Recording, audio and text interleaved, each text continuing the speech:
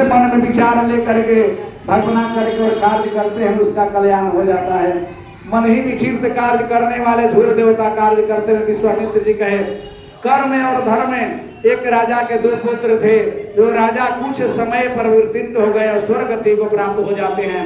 स्वर्ग गति को प्राप्त होने के बाद उनके कर्म और धर्म दोनों पुत्र वर्ण विवाह हो जाने पर अपने अपने राज्य में अपना राजपाट का सुख भोगने लगे। कुछ समय पर कार्य होने लगा।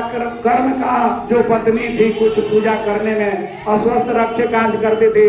प्रातः काल ही उठ करके भात बना करके माण को गरम गरम नली में फेंक देती थी और उसको कार्य करने लगी। वे गंदे कामों के कारण से उनके घर से कर्म देवता भाग जाते हैं। धर्मा की स्त्री प्रातः काल उठ करके शुद्ध करण से होकर स्नान ध्यान पूजन करके हर भाद्र महीना में हर वर्ष में कर्मा का एकादशी करती है। फिर प्रातः काल उठ करके झूर का विसर्जन करके और दही भात कर्मी को शाक को खाती है। उसी से उनका घर में धन लक्ष्मी प्राप्ति हो गई।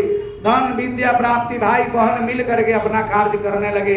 कर्मा का कार्य करने के अनुसार वे पूजा पाठ न करते थे। उनके घर से कर्म देवता भाग गए तो उनके घर में न खाने के लिए रहना पढ़ने के लिए उनका पति कर्म में पूछे कि हे देखो तुम कौन सा काम करती हो, किस कारण के कार्य से हमारे घर से कर्म देवता भाग गए, अब हम लोग क्या करें, ना राजपाट रह गया ना कुछ। फिर भी कहे कि हम कर्म देवता को ढूंढने के लिए जंगल में जाते हैं, जहाँ कर्म देवता मिलेंगे तब हम वापस आएंगे। ऐसे मन में सोच करके कर्म देवता के ढूंढने के लिए कर्मराज अपना क्षेत्र में चले। जात जात में उनको एक आम का वृक्ष मिला जिस पर बहुत सा धन लगा हुआ था। फल लगे थे लेकिन कोई उनका एक फल खाने वाला नहीं था, सब में कीड़ा पड़ा हुआ था। पूछे कि वृक्ष राजे बताइए आप कर्म देवता को जानते हैं? कहे कि नहीं हम कर्म देवता को नहीं जानते हैं। ऐसे में एक गौ के पास गए तो गौ चर रही थी। पूछे कि आप कर्म देवता को जानते हैं? कहे कि नहीं हम गौ देवता हम कर्म देवता को नहीं जानते हैं। फिर एक पुष्करणी को देखे कि इसका जल उसमें जा रहा है, पूछे वे भी कहे कि नहीं हम कर्म देवता को नहीं जानते हैं। ऐसे वचन को सुन करके कर्म देवता कार्य होकर के और कर्म अपना मन में निराश होकर के बेहोश हो गया। होश आने के बाद मन में सोचने विचारने लगा। फिर जाकर के अपना बेहोश पर्वत में प्राण त्यागने का तैयारी किया। कर्म देवता वृद्ध ब्राह्मण के रूप में आए और कहे कि हे कर्म तुम किस लिए निराश होकर जान देना चाहते हो? राजा बोला कि मैं भगवान कर्म देवता को ढूंढता हूँ, हमारे घर से कर्म देवता भाग गए हमारे पत्नी के गलत कार्य करने के लिए, इसलिए कि खाना बनाती है और माड़ को नली में बिग देती है, इस कारण से हमारे कर्म देवता भाग गए, कोई उपाय बताएं। तब जाकर के जमुना नदी में ले जाकर के कर्म देवता बोलते हैं कि देखो हम ही कर्म हैं, हम ही संसार के कार्य धुर देवता हैं।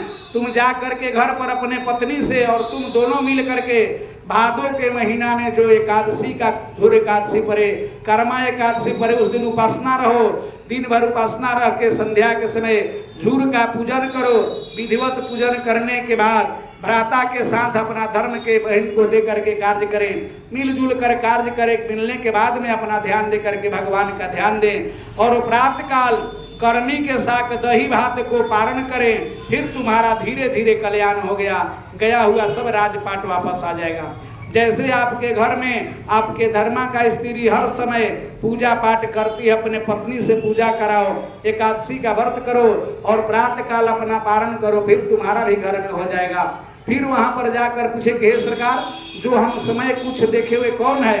आम का वृक्ष देखा हुआ कौन है? कहे कि विद्वान ब्राह्मण होते हुए भी किसी को विद्या बांटे नहीं, इसी कारण से आम के वृक्ष हुए उसमें कीड़ा पड़ गया, कोई नहीं खा रहा है। जो गौ को देखे हो वही पृथ्वी किसानों को बीज को हरण कर ली, खा जाती थी, इसी कारण से उनका बछड़ा उनका दूध नहीं पीता है। जो बैतरनी को तुमने दो देखा, इसमें का जल उसमें जा रही बावली नदी, ये कभी कृपणी थी, राजा होकर के रानी होकर कभी दान नहीं की है, किसी को भूखे को पानी नहीं पियाई, वस्त्र नहीं दी, इसीलिए आपस में लड़ रही है। इसलिए दान पुण्य हर समय करना चाहिए, उससे धन है तो आपके कार्य से धीरे धीरे बढ़ोतरी होगा। ऐसा सुन करके कर्म अपना घर पर आए और पत्नी सहित कर्मा एकादशी का व्रत किए और व्रत करने के बाद प्रातः काल ही अपना धर्म के साथ में दही भात कर्मी के साथ खाए और हर साल करने लगे। धीरे धीरे भगवान की इच्छा से उनके घर में लक्ष्मी का प्राप्ति हुआ। सब सुख को भोग करके भाई के धर्म और अपना कर्म करने के लिए सब महिलाओं को, स्त्रियों को दे करके वरदान अंतर ध्यान भगवान हो जाते हैं। उसी समय से हम लोग भी ये कर्मा एकादशी का व्रत करते हैं। जो भी अपना कर्म और भ्राता के धर्म के लिए व्रत करता है उनका हर समय विजय प्राप्ति, कर्म का प्रभाव से कल्याण हो जाता है। ऐसे ही करने से कल्याण हो जाता है। प्रेम से बोलिए कर्मा एकादशी महाराज की, झूर देवता की जय। प्रेम से बोलिए झूर महाराज की जय। अब अपना हाथ में बाबू जौवन भी होके कुछ ले लिया दर्भ दक्षिणा।